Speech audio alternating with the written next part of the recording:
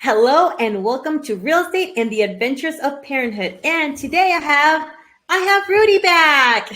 And it's great to be back. Thanks for having me. Appreciate that. You're welcome. Thank you, Rudy, for coming back. So, on today's topic, I want to talk about blended families and how to get along. Um, as a real estate agent, um, I've been dealing with a lot of clients that have gone through divorces, and I've been actually coaching people outside real estate on going through the divorce process. Is it something that you should do right now? Is it something that you shouldn't do? Is it something you should consider? I mean, what are the aspects of going through a divorce? Is it Right. worth it? Is it not worth it? Are you staying there because of the kids? Are hmm you happy, and are you considering you prioritizing yourself as any other person in that relationship? hmm Yeah, there's so many variables. It took me, I think, I don't know if I mentioned this in our last episode, but it took me about 3 years to actually make the decision. It was on my mind. Yes, I need to do it, but to actually arrive to, yes, I'm going to, was 3 years and 6 months of therapy just to make sure I was doing everything the right way. And everyone has different reasons, right? Some are abusive, some are just lonely. Everyone has their own reasons on why they want to do it, but as long as they're doing it for themselves and not leaving for somebody else, and of course managing the money and thinking about all those other things, there's so many things you need to think about before actually jumping out into the world, because things, as we both know, are pretty expensive out there. So going from a dual income to one is can be a really tough situation to be in for a little while. And that is, I mean, yes, I mean, divorce is not an easy process, and especially when you have kids involved, and hmm how do I do this? And even when there's no kids involved, there's, you know, assets involved. And right. then what are you actually doing in that? Are you doing it for the kids? Are you not doing it for the kids? Are you doing because you're being selfish, or you're doing because you have lost yourself during the whole relationship? But how do you recuperate yourself during this whole process? hmm Yeah, in that, like I said, that alone can take some time. That's why I always advise people, like when they do get divorced, if they do, be alone for a while. Take some time to kind of recenter yourself and think about where you're at and what you want in this next chapter in your life. No, don't be too quick to pull the trigger, as they say, and to jump into another relationship and like, oh, I only was in this relationship because I was lonely. No, take the time, be alone for a while. That's a good thing. And it's okay to discover yourself. It's okay. And what I don't understand, because I've been single for 3 years, I mean, hmm separated, like officially divorced, I mean, over 2 years, separated from my husband, 5 years, from my ex-husband, not husband, ex-husband. Uh-huh. And for me, it's taken time. I mean, it's not bad to be single, but I get to do everything that I want, and I get to know myself more. I get to heal through the process. hmm hmm Yeah, and I think a benefit for you that others may not have is like you are financially sound. You have a number of businesses. You're doing great for yourself. And I remember like some friends of mine who were stay-at-home moms, which everybody, if you want to do that, hey, that's fine. If you want to be at home with the kids, I totally respect that. But the or the long-term effects of that is like, let's say 10 years go by and you've been at home 10 years and you find out your husband is cheating on you and now he wants a divorce, and now where do you go? What job do you have? How do you survive alone? What do you do? So there's a lot of people out there that are in a tough situation to be in. For me, myself, I had to work 3 jobs for a while just to kind of make ends meet, but I made it through and I'm better now. So it was a little struggle at the very beginning, but that's, it can, like I said, every situation is different for everybody depending on what's going on. So for me, actually, believe it or not, I was a stay-at-home mom for three Well, check years. you out. You see, there you go. Yeah, I so didn't I know. was so I was a stay-at-home mom. I got laid off back in 2000, December 2015. Uh-huh. And I have my master's degree. I was a director of sales and marketing for 7 hotels in North Dakota.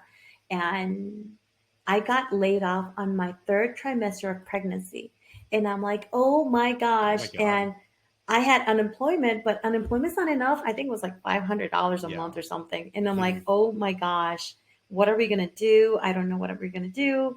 I mean, and I applied over 300 jobs, including like, I'm like, who's going to hire me pregnant? What am I going to do? I mean, hmm it's just like, it was such a difficult situation. And I couldn't get a job. I mean, we're Minot, North Dakota, Minot, hmm North Dakota. And for me, it was difficult. I applied everywhere. I applied anywhere in the United States. Nobody would hire me. They would say that I was overqualified, that I had too much experience, that I was underqualified, even having a master's degree. And for me, it was so difficult. So when I had my little one, my Julian, he's my little one. Hmm. I basically I was selling my breast milk. I was pumping between 2,000 and Wow. 2,500 ounces of breast milk a day, a month. Wow. And Wow. I was like, what do I do to make ends meet? And with my master's degree, it doesn't matter what education you have. You Uh-huh. always, if you wanna go ahead or just overcome obstacles, you do anything and everything. So Hmm. I started with like selling perfectly posh back then. I went to then I started to get a new degree for pastry chef degree. And for me, it was like, okay, I'm going to put my bakery. I finished that. But when I went through the internship, which they call it an externship, here in Georgia, I was like, I'm not doing this. This is like 14 to 16 hours a day. And my brother kept on pushing me. He's like, Cindy, why don't you just go ahead and do real estate? I'm like, I'm not doing real estate. That's 100% commission. You crazy? Hmm. And I'm like, no, that's scary. I don't want to do that. I want something secure. And I went ahead and I slowly started. I did my real estate course. I did my real estate Hmm. course in 2017. In 2018, I passed my real estate course. I'm sorry, my real estate test. And this is Hmm. like when my ex husband was told that he was going to go to South Korea, and he's like, "So what are you going to do now?" I'm like, "Okay, I guess I will go ahead and study for my real estate test and do real estate in Georgia." Right. So Hmm. I remember after I passed my test in July 6th, 2018, he calls me. He's like, "So now in South Korea, what are you going to do? Do you want to stay in Minot, North Dakota, or do you want to go to Georgia?" Hmm. I'm like, "I am going to Georgia. I am not staying here in this winters or anything." Hmm. And I was in a new career. I had no idea what the heck was I getting myself into. I knew I had experience in sales. My first year in real estate, I made like $32,000. And I'm like, okay, this is a good thing. But still, we Hmm. were living paycheck to paycheck. And it was difficult because it was like, okay, so I need to get, I was so dependent on him because we were still married. I didn't know Right. we were going to go through a divorce. And I'm like, what do I do now? And what I did was I was working late. I was working till 10, 11 o'clock at times, taking those listing appointments, taking those buyers appointments. But I didn't know what the future was going to hold for me. So I went ahead and I just started growing and growing and growing. But it was getting myself out there. Like before, I was so afraid of doing social media. I'm like, I don't want to put myself out there. I don't want to do videos. I'm like, Hmm. if you would have told me like 5 years ago, I would have been like having like over 28,000 followers on TikTok and all these followings on social media and all that. I'm like, nah, you're crazy. I would never put myself. But you gotta get yourself out of your comfort zone in order Hmm. to succeed. Right. And after my first, so this is my second marriage. After my second divorce, my first divorce, I was working two jobs because I was left in so much debt in order to actually overcome all those obstacles. So Hmm. yes, now as because I only have one baby daddy, and that's my second marriage and my second divorce. So on that case, I was hustling. I was afraid because I was I had to start from scratch completely. I was Hmm. left. He did buy a house. I won't. He did buy a house. He helped me with the bills and all that, but it Hmm. was starting from scratch because I was starting a new career, new business. But I didn't want to be in that relationship anymore. Hmm. I wanted to accomplish all the goals that I wanted to. Hmm. And you did. I mean, that's a fantastic story, and so it can be done. Like I said, I mean, it can be done. Took a lot of hard work, but here you are. So, yeah. And there's those who feel they can't do that. They feel they can't. They don't have enough faith in themselves, or they don't have that drive, or don't want to work 12, 14 hours a day and not see their kids. So it's like there's a lot of feelings and personal obstacles somebody can put ahead of themselves before even making that decision, or hide. Some people tend to hide behind their kids. Like, I'm going to just stay in this place, get the hell with my happiness because I know I can't survive on my own, and I'll just stay here, which is heartbreaking at times because a lot of people, like, I'm sure you didn't know what you were capable of when that whole journey started. Neither did I. But people need to understand that they're stronger than they think. When when times are hard, you'd be surprised how much extra energy you got inside, or like how much you can take, and you're stronger than you think is what I'm trying to say. Oh, yes. And as me coming out as a stay-at-home mom, I mean, don't get me wrong. Yes, I was trying to do anything and everything to get out of that hole. Mhm. And I was like scared because I'm like, oh my gosh, now my kids are going to go to childcare. I don't know these people. I'm in a Right. new place. I'm like, okay. So I found a childcare that actually had work hours till they work. They took care of your kids till 8 p.m., which was At like night. Whoa. at night. Okay. And I'm like, and it was not the price was not bad at all, because I mean childcare is expensive too. It's like I had Mhm. a 1.5 year old, and they charge you more when They're younger. they're younger. They charge you more, and I'm like, oh my gosh, what am I gonna do now? And I mean that was a blessing, because I was like, okay, I trust that lady. I can. And then I had my friend from high school, Nikki. I'm like, Nikki, she's like, look, I lost a job. I lost my job. I need a place. I'm like, I have the perfect place. And that was like not even 10 minutes from her house. So she was working at a daycare, and I'm like, this is perfect. She can, and she was seeing my kids every single day. So that also made it work too. So everything fall in place. And yes, I know sometimes it's difficult. Sometimes you think that it is better just to stay where you're at, but it's Hmm. not. And I've had a lot of moms reach out to me in toxic relationships, and they're Hmm. like, what can I do to overcome these obstacles? How did you get started? Because I want to remove myself from this toxic relationship or this unhappy relationship. Hmm. What do you tell them? I tell them, hey, you know what? It's first of all, you need to understand, what do you want? You need to write down everything you want, what is making you unhappy and what would make you happy. Because it's not like, hey, I'm going to the courthouse and give me one divorce, please. No, you can't do Yeah, it's not that that. easy. No. No, it's not, because I mean it gets more complicated, especially if you've been married for a long time, Hmm. especially if you have different like circumstances, like if there's a lot of money involved, if there's been wealth Like involved, if there's been properties, assets. assets, things. Yeah, definitely. Yes. And then especially if you're looking for alimony, if you're looking for child support, I mean, there's so many other things. It's just like, what do you really want? How do you see yourself in the next 6 to 12 months, 3 to 5 years? Do you Hmm. want to get remarried? And yes, do not jump into a relationship just like that. Study yourself, work on yourself, discover the new you. Because once you go through a divorce, it's just like, who are you? Because sometimes we Hmm. get left, we we disappear in a relationship, and that is not healthy at all. Hmm. Yeah, I agree. And like I've said this many times on my podcast as well. Like I don't know who the hell I was, getting married at 21 and then 39. Here I am. I'm like I've always been a dad or a husband. I had no, so I always put my kids and the wife's interest first. So what did I like to do? And that was a terrifying but fun journey.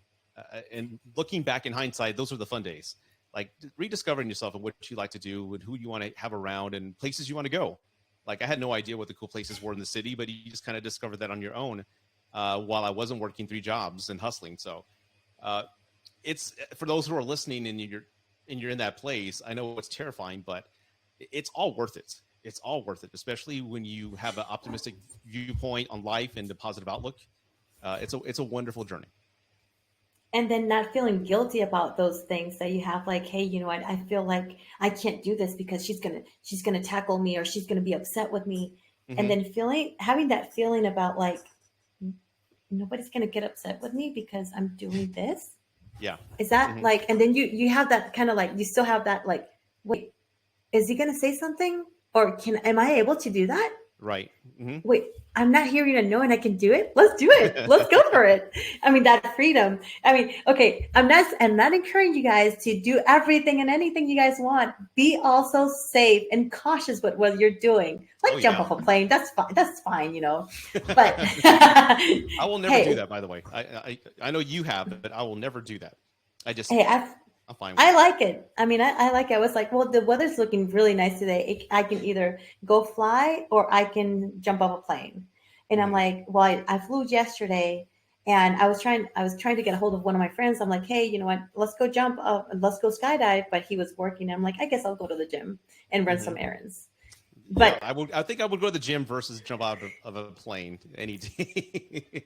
Hey, but it's like I know I may regret that later in life that I didn't do it, but I just know my luck. Something would happen. I'd have a heart attack on the way down, or the ripcord would not work. I'm just going to play it cool down here. Okay, there's always a second parachute, by the way. And keep in mind, you got to change your mindset. You cannot be thinking about that. Anyways, did you up your life insurance, by the way? Right. Yes. So, Right. but, but now that we're talking about divorce, is like, let's talk about when you get remarried. Mm-hmm. And we're talking about, like, okay, so what happens when you get remarried? How many divorces have this person had? How many kids do they have? Mm-hmm. And it's just like, so how do we know when is the right person, or how do you know what you're getting yourself into when Oh, the person that has kids? yeah, that's a great question, because you want to not replicate the same mistakes you made earlier on in life, or maybe a lot of us got caught up with emotions and like, this is the one, we're just totally in love and get married really fast, and we all know how those most of the time work out. So I would ask yourself to just not try to replicate those mistakes, but get to know them. And I think one huge indicator, in my opinion, was I'm engaged now, right?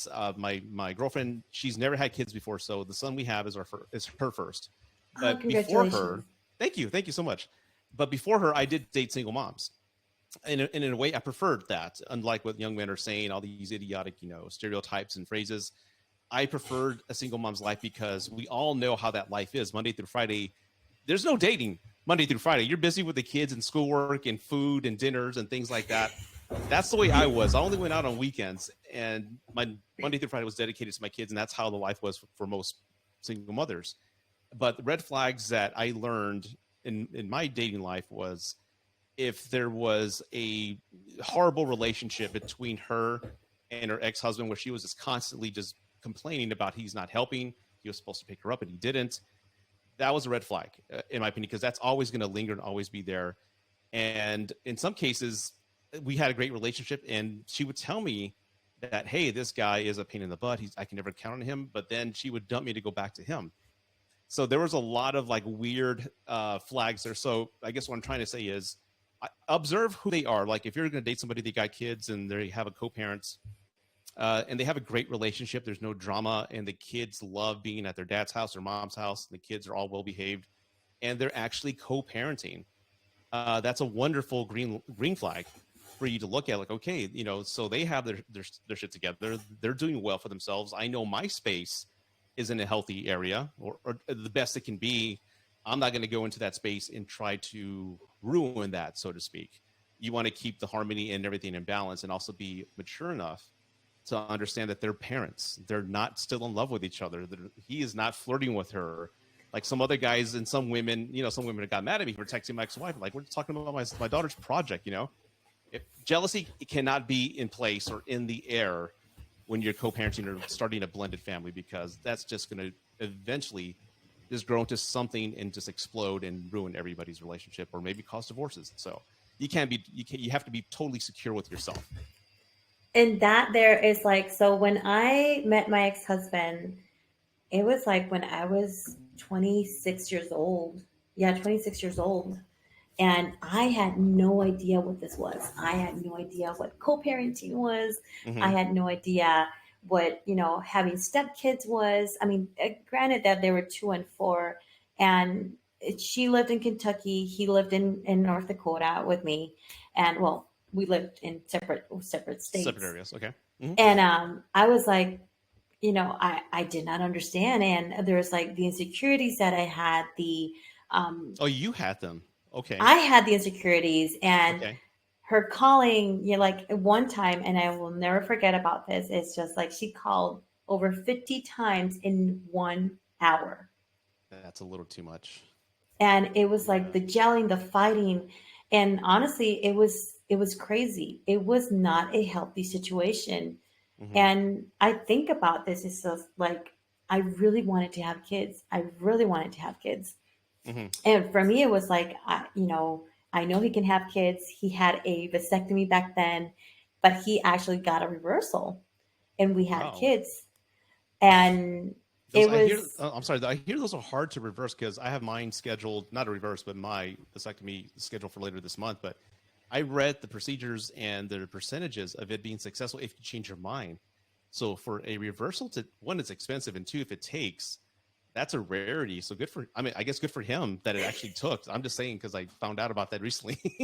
So so when it goes through a reversal, it's so we got a doctor here in Gainesville. And he's really really good. Hmm. So from Minot, North Dakota, we went here, and it took a few.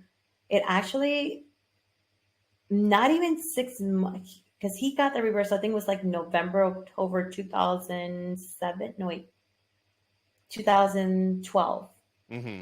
And I had my first miscarriage in January. Sorry, December. And then so yeah, it was pretty quickly though. Wow. So it took, his sperm count went pretty up, but he had to stop drinking energy drinks, and he Hmm. was very, very careful, which I really admire from him.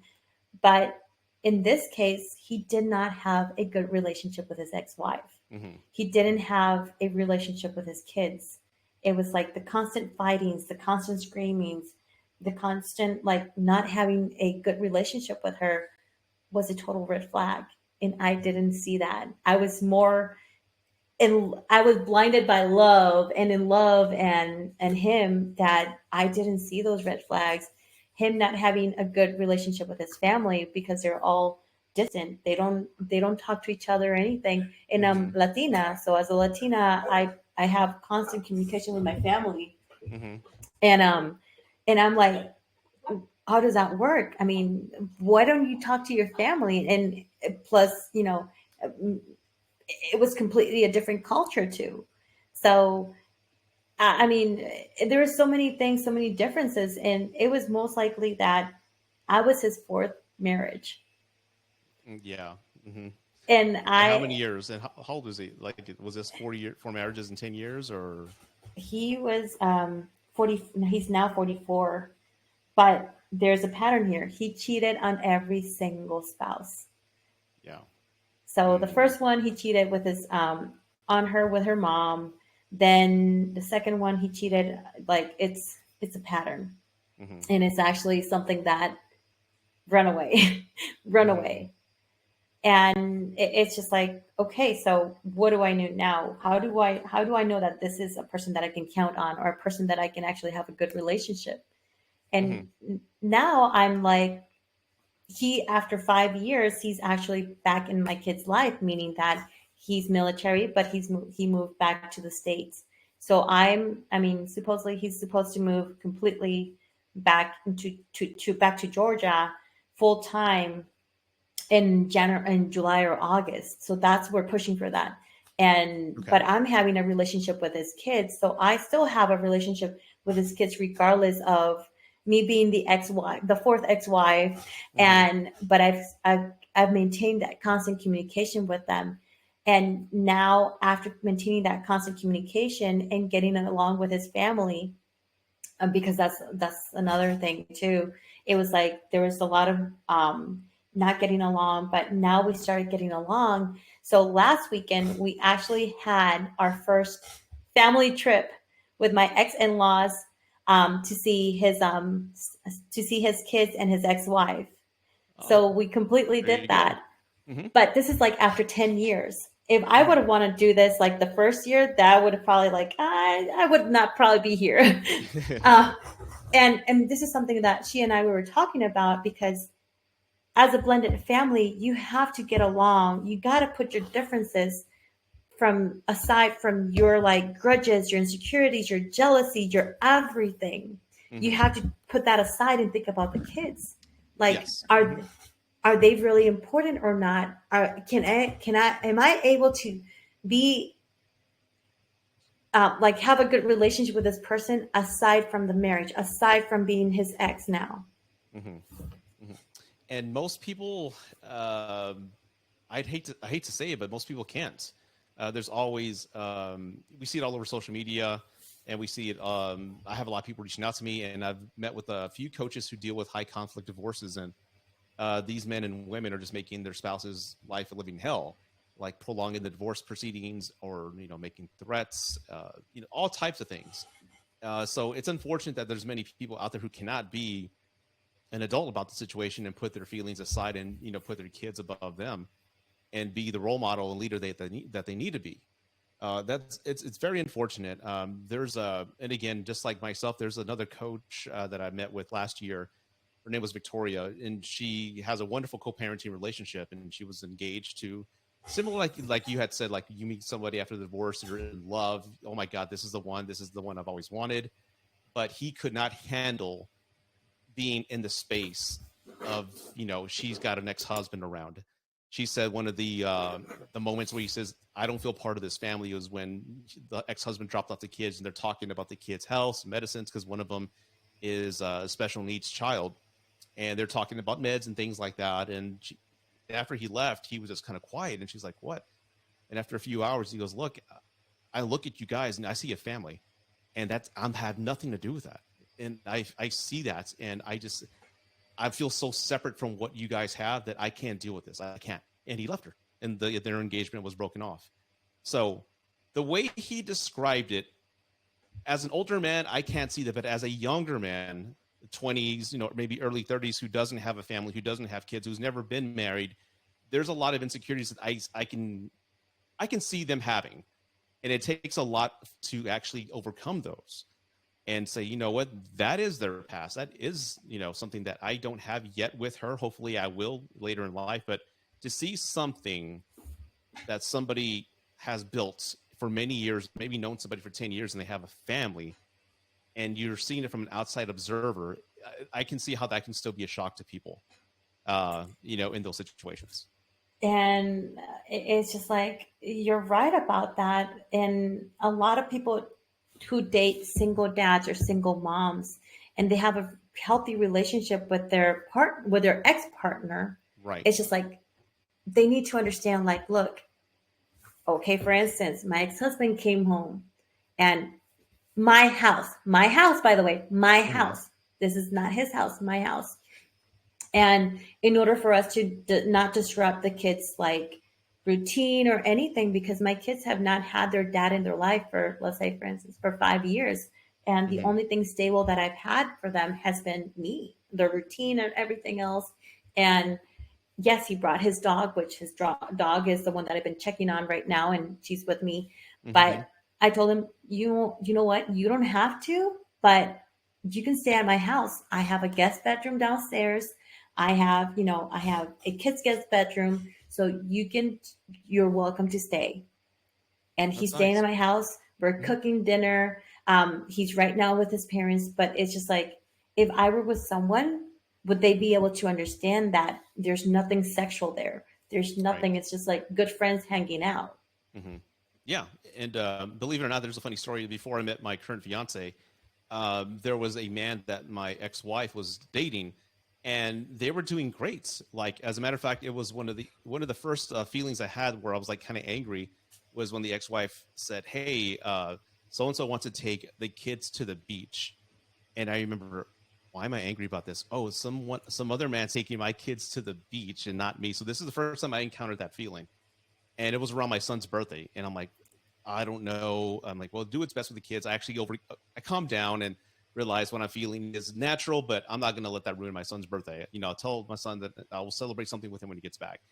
So I remember being angry about that. And I thought this guy was a good guy, but ultimately he didn't like that she and I had such a healthy camaraderie together. And he started getting like jealous and started getting very like verbally abusive. And she finally dumped him.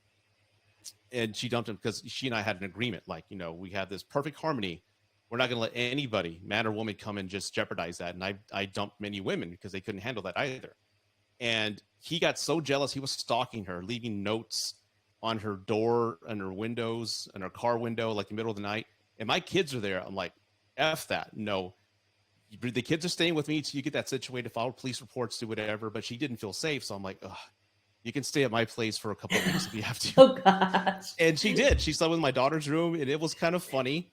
And I'm like, it was kind of weird being in that same space. But again, there's nothing sexual. It's just she's the ex-wife who happened to just be going through this horrible situation. So she was in my daughter's room for 2 weeks, and I'm like, you better chip in on the groceries, girl. Help out a week. So So does that go ahead? so we had not a great time, but it was a 2 week period where she actually had to live with me until that whole situation kind of cooled off. Isn't that funny? So be like, so does that mean I get a reduction this month on my child support? How does Right? that work? Yeah, that's too funny. Yeah, but that's like we get along that way. Like we just get along. Like for example, like my fiance, like we were here on a Saturday, and her husband showed up to drop off my daughter, and I'm like, "Where's your truck?" Is, "Oh, we took an Uber," and I'm like, "Why?" "Oh, well, the truck's broken or whatever. We're gonna go to this bar."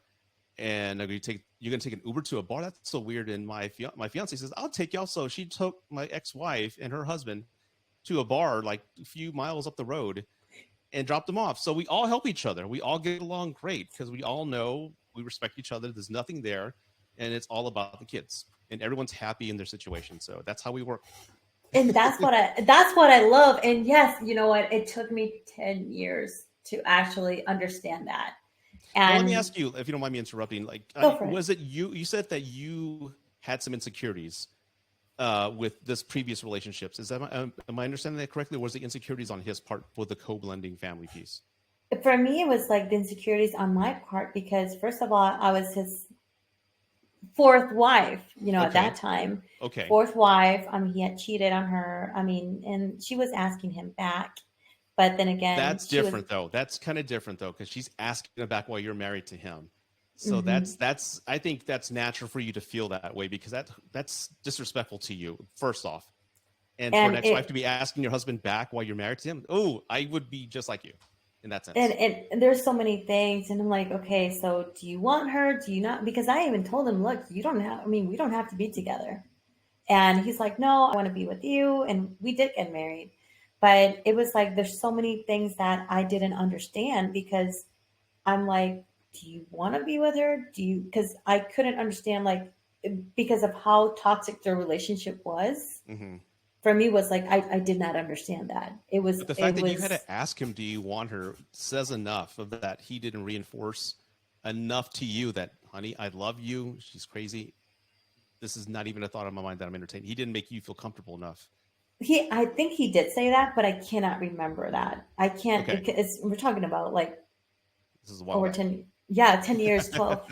Oh my gosh, 12 years ago. So Hmm. yeah, I mean, it was for me, it was like, okay, so do you want her? Do you not? And be like, and it was my first relationship with someone with kids because I had never dated anybody. I was so naive. I was in a bubble. And Hmm. especially with my family telling me, "Oh, you're crazy. You're dating someone that has kids," and me not having kids and me wanting kids. So that was a whole different situation too, because I mean, I was like, okay, so we're gonna have kids. He told me that we would have kids. I didn't want to have kids with my first ex-husband. Oh no, that's a total different story. But with him, I went through I had been going through infertility since I was 16. Hmm. And my whole thing of like, I want to have kids, I want to have kids, I want to have kids, and then having a miscarriage, it was not easy. And then having I another bet. miscarriage. And I think it also had to do with, she was able to have kids and I was not able to have kids. Because Oh, when so you there's go, like a was there jealousy in that, or just I, insecurity? I get what you're saying. Yeah. I think insecurity just because, me going through infertility issues and she being able to get pregnant fast. And so what he told me was that it was an oops, that she got And pregnant. oops. Okay. Yeah. So Okay. an oops. So because he was about to go to get deployed and she came out pregnant and then that's when they got married. Oh, okay. Okay. Okay. So, and for me not being able to get pregnant, me going through all this stuff, I mean, I think that also added to the whole situation because struggling through infertility is something that it is very hard. It's not easy at all. And a Hmm. lot of people don't understand, especially for females, that all these men out there nowadays, they say, hey, you know what? I'm going through, oh, single mom, single mom, single mom. Okay. Women, we deal with infertility issues. We deal with periods. We deal with things that men don't think about, that are very Right. uneducated about. And we have a biological clock too. Be like, Hmm. clock is ticking. Hmm. So and it's just like the whole thing of like, oh, you know what, you're a single mom, I can't deal with you because you have kids. Okay, did you even ask me my history here, what happened here, really? Yeah. So And I kind of faced that from a male perspective at 39 because I remember, again, I hadn't dated in years, right? So here I am dating, and I saw all these young men kind of like insulting single mothers and the labels they were putting them. And I didn't agree with that because I knew a lot of women who were divorced just like me around my age, including my ex-wife. She technically is a single mom. We're co-parenting, but she's technically a single mom, and she's not, a slut and all these other things these young men are kind of saying. There's women out there who are, but try to make a marriage work. They were married 10, 15 years, maybe more. I don't know, trying to make things work. And they were just married to a shithole husband. And they just finally had enough and left. That doesn't make them anything that you're labeling them as. They just had enough. So I face that myself. And that's why I get so defensive when I see all these young men insulting them the way they are. And my conversations with them, they say there's two types, and I don't understand that. But they say there's two types. There's a type that's in their late 30s who has kids, but was married for X amount of years and chose to leave, right?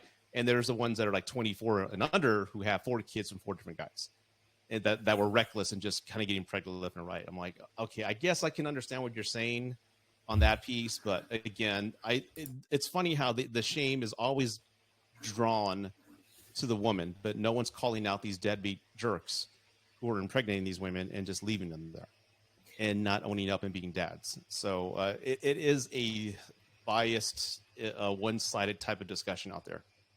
My thing is, it's just like we always talk about the single moms, but they never talk about men. How many kids, how many baby mamas do you have? Oh, wait, you got 10? Yeah, yeah. Wow. And then those are the ones that you can't even count. I mean, because it's just like, so why are we always shaming the moms and why don't we shame the dads? Or you know what? At the end of the day, it's nobody's business. So Mm-hmm. why are we doing this?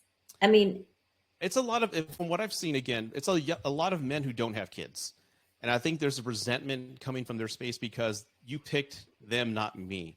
So there's this animosity, and I can see like that resentment in their face, and they don't have kids themselves. I think any parent who has a daughter, especially men who have a daughter, would not be saying those types of things. That's just what I get. They have no experience. They've never been married. They've never had a successful dating life. So there's a lot of resentment. So, okay, I'm going to start insulting you and blaming you and calling you out because, y'all never looked at me. So again, there's a lot of hate in the men's space. Not a lot, the good rounded men that are out there like myself, that we don't speak to that or we don't think that way, but we see it. And I always see it as from the men who've never really had a successful dating life or have no kids or have not been married. or That's they're where, very immature and yeah, they're idiots. ignorant. Yeah, they're Yeah. idiots. And all they think about is just like, okay, so who's the next best thing? Or let me just go with a one night stand and forget about that. Yeah. They don't, and then that's also, they don't appreciate and value women. They don't. They don't. And it's tough. And that's why I'm so adamant when I'm coaching and trying to tell young men how to think a certain way. But look at who their role models are. You have Andrew's Haight and all these other people and all these hookup channels. And all these hookup channels are highlighting, the toxic women that are out there. Again, there's toxic men and toxic women. I totally understand that. But when you're consistently showcasing this one side and one version of women that they think it's all that's out there, it's very impressionable. And I think that's a whole other conversation in and of itself. But it is a shame that a lot of it is out there like that. I truthfully agree with you. I do need to ask you something. What is Sure. a hookup channel? Well, like, for example, like there's a lot of like, I don't want to say fresh and fit, but there's a lot of like, this is how to hook up with women advice channels. A lot of young men are telling you how to play the game, what to wear, how to speak. I don't want to call them out and give them any type of like advertising. I'll send you some links after the fact because you go to their YouTube channel and it's like them making out with a bunch of women, how to score with hot women, how to get tens. There's all these channels. These guys are making, hundreds of thousands of dollars a year coaching young men how to get these tens, as they say. And it's stupid. As a grown man, I see this and I laugh. I'm like, okay, I get that, but no one ever talks about, okay, you hook up, but what's the consequence of that? There's usually an STD that you can get, and you know what? Maybe you can get her pregnant. No one ever talks about the consequences of hooking up. What if you get her pregnant? You're going to be a man and take care of that kid? What are you going to do? Now you're a father. What's up? No one ever talks about that. It's always about getting laid. But, and that's the thing. Okay, so now we have a different subject here is, can someone explain to me why do people need to get laid? Okay, I understand. Sex is amazing. Sex is Yes, amazing. of I course. mean, not everybody knows how to have sex. Believe me, there's awful people that have sex. It's be like, what the heck? Like, seriously? Yeah. Anyways, but what is the whole thing about like just having so many people, like having sex with like anybody and everybody that they can have sex with? Why? Um, I mean, again, everybody's reasons are different, right? I mean, I've spoken to a lot of sex coaches on my channel, male and female, and some of the women just tell me they love sex. Some of them are still like, they told me they had 100 partners in college, freshman year, and they're living in polyamorous relationships where they can have multiple romantic, emotional relationships with other people while with somebody. Some people just have that need. Now, where that stems from, I don't know, but they just love sex. And there's some that I had a few friends of mine on the male side who just would do anything, put it in anything. And I'm like, really, dude, what's up with you? Like, they usually come from a place where, especially a few of them that I knew, they had nothing going on in life. They couldn't have a job. They failed at everything. The only good thing they were good at was selling themselves and hooking up. So there was like this emptiness in their life that they never had, and they would fill it with just basically hooking up with people. They saw that as a win or being an alpha. But most of these guys never had a job or a career. They're just like playing a role out there, and that's all they had because they had nothing else going on in life.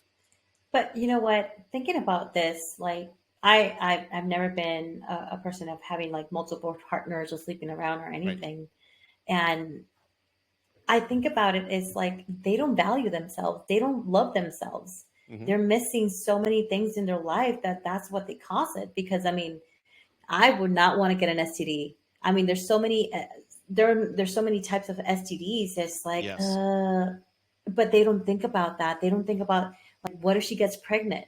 What about? I mean, are you planning to? Do you see yourself?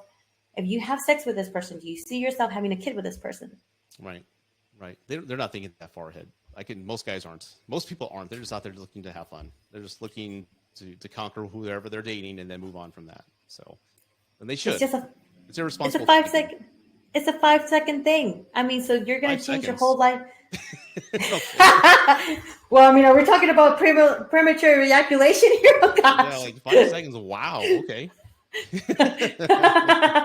Okay, probably like a 5 minute thing. Okay, depends. All right. Is that counting them taking off their clothes or not taking off their clothes? All right. But that's the thing. It's just like you're changing your life for just a moment of Yeah. excitement or pleasure. Hmm. Yeah, but again, we're like I don't want to say older because I don't consider myself old, right? But we're like we have a different perspective because we kind of been there and done that. But as far as younger, I can say like, for example, if I was younger, not married, and the amount of testosterone young men have, and just the amount of influence and just things that are so accessible, like pornography websites, things like that, and most women, like if she's pretty on social media, more than likely not all the time, but she may have an OnlyFans. So, if I pay her $4, I can see her naked and do things. So the access to that type of like visual stimuli. If I was a young man, I would be an idiot. I would be out of control because again, you're just in a different realm at that age. Uh, Again, I'm not condoning any reckless behavior, but again, it's just there's too much out there for young men to totally just be just involved in and just be addicted to and just kind of live that life. And before you know it, they've never had any real experience with women. It's all been over your phone. And then they have this objective type of viewpoint on it, which is totally wrong. And it's only going to hurt them in the long run. So it's there's a lot of things that a young man can just be just totally consumed with that can damage him, especially if he finds this material at a young age, like 15 or 16. My God. Yeah, especially social media. Social media has changed everything. I mean, and I feel Yes. bad for the people that for the kids that are growing up. I mean, are they going to learn social skills? Are they going to know how to actually have a relationship? Are they going to even be able to, have a healthy communication or connection with that person? Yeah. Or will it all be through social media, texting? Time will tell. But like I've said many times, my fear is that these young men are not going to know how to speak with women, or they're going to see them as of like a product or an objective sexual person because that's all they've ever known, and they've never had any real relationships in real life with real people, real women. So, how are these 14, 15-year-old guys going to be when they're in their late 20s? I don't know. It's going to be a mess. That would be, I mean, and that's why there's coaching out there. They're gonna have to go through coaching and be like, okay, how can I get a date? How can I talk to a woman? How can I actually have a relationship with someone or make friends? Yeah, who knows? I mean, it's going to be a journey for them, but they're going to have to be willing to put in the effort to do that. And a lot of people, especially at that age, they don't want to put the effort. They don't want to Yeah. learn. They don't want to do any of that. Yeah, totally agree. All right. I think um, that's a lot of information that we covered there. Uh-huh. But uh, going on to blended families, and I've had a lot of people reach out to me lately on how did I do it, like with my ex-husband's ex-wife, and how do I actually have a good relationship and healthy relationship with my ex-in-laws, is Hmm. all about communication and time. Because keep in mind, wounds do not heal overnight. It takes time to build that. I agree. I agree. And it's unfortunate that you can be the adult and be willing to establish communication and just move on from any past hiccups, but it's ultimately the other person on the other end if they're willing to meet you halfway. And if you're stuck in that situation, like how do you fix that? I don't know. Maybe have a mediator involved in your communications, somebody involved. In other words, you two are never alone. Maybe put grievances aside and say, hey, we're not going to talk this way in front of the kids. I mean, there's so many avenues that I would look into. I'm grateful that I'm not in that space, but to be in that space, I bet is very frustrating.